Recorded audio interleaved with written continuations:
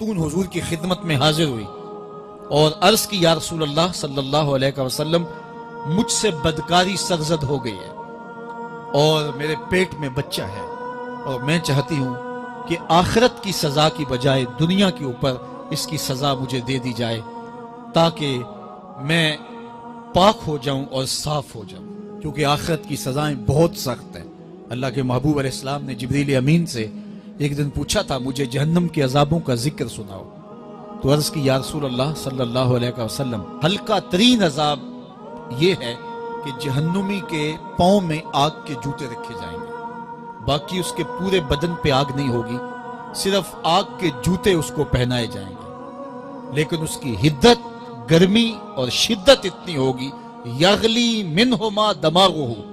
اس کی شدت سے اس کا دماغ پگھل کر ناک اور کانوں کے ذریعے سے باہر آنا شروع ہو جائے گا۔ یہ سب سے ہلکے عذاب کی کیفیت ہے، اور جو عذاب سخت ہیں الیاذ باللہ، اللہ تعالیٰ قرآن مجید میں فرماتا ہے ثم لا يموت فیہا ولا یحیا، اس بڑے عذاب کا ذکر کیا جو جہنمیوں کو دیا جائے گا، فرمایا اس عذاب کی کیفیت یہ ہوگی بندہ نہ جیے گا نہ مرے گا۔ جیے گا اس لیے نہیں کہ آگے اور پیچھے دائیں اور بائیں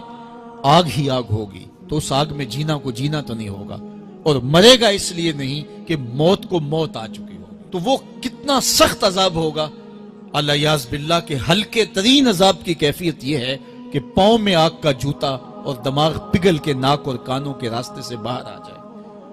تو اس نے عرض کی یا رسول اللہ صلی اللہ علیہ وسلم میرے اوپر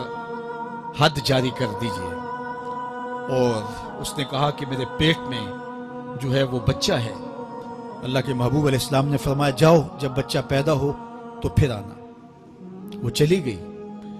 تو جب بچہ پیدا ہوا تو گود میں اٹھائے پھر حضور کی خدمت میں حاضر ہوئے اور عرض کی یا رسول اللہ یہ ہے بچہ جو میں نے گناہ کیا تھا، بدکاری کی تھی، آج یہ اس کی نشانی ہے۔ تو اللہ کے محبوب علیہ السلام نے فرمایا کہ اسے لے جاؤ اور اسے دودھ پلاؤ، اور جب یہ کچھ کھانے پینے لگ جائے گا تو پھر آنا۔ کچھ دنوں کے بعد وہ دوبارہ حاضر ہوئی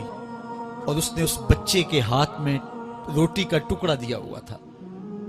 اور عرض کی یا رسول اللہ دیکھ لیجئے اب یہ روٹی کھانے لگ گیا ہے۔ اللہ اکبر۔ تو اللہ کے محبوب نے فرمایا انہیں لے جاؤ اور جا کے انہیں سنگسار کر دو۔ اس کی یہ حد بنتی تھی، اس کو سنگسار کیا اور اس نے خود یہ سزا اپنے لیے قبول کی۔ تو یہ بات ذہن نشین کیجئے کہ یہ وہ لوگ تھے کہ جن سے کبھی کوئی گناہ سرزد ہو جاتا تو وہ جلد توبہ کرتے، اور اس کی بڑی سے بڑی حد اور سزا بھی ہوتی تو وہ بھی کاٹنے کے لیے تیار ہو جاتے۔ میں اور آپ دیکھیں کہ ہماری زندگی میں اگر گناہ ہیں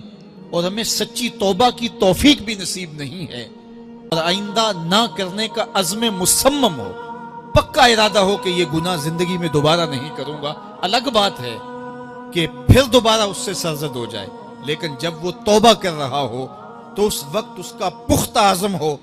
اور اس کے دل کے کسی گوشے میں نہ ہو کہ چلو میں توبہ کر لیتا ہوں اور پھر ہو گیا تو پھر کر لوں گا، پکا عزم ہو کہ دوبارہ یہ گناہ نہیں کروں گا۔ اور اگر زبان سے توبہ توبہ کر رہا ہو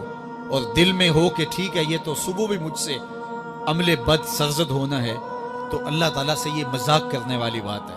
اور اللہ تعالیٰ سے جو مذاق کرتا ہے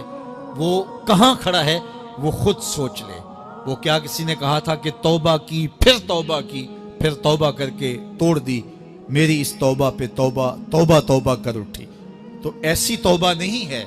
کہ جو رسماً کسی مجلس میں چلے گئے، کسی اجتماع میں چلے گئے تو سب لوگوں نے توبہ توبہ کی تو وہ بھی توبہ توبہ کرتا رہا، لیکن اس کا عزم مصمم پختہ ارادہ نہیں تھا گناہوں کو چھوڑنے کا، تو یہ توبہ نہیں، یہ مذاق ہے۔ اس لیے اللہ کے حضور سچی توبہ یہ ہے کہ ما قبل کے گناہوں سے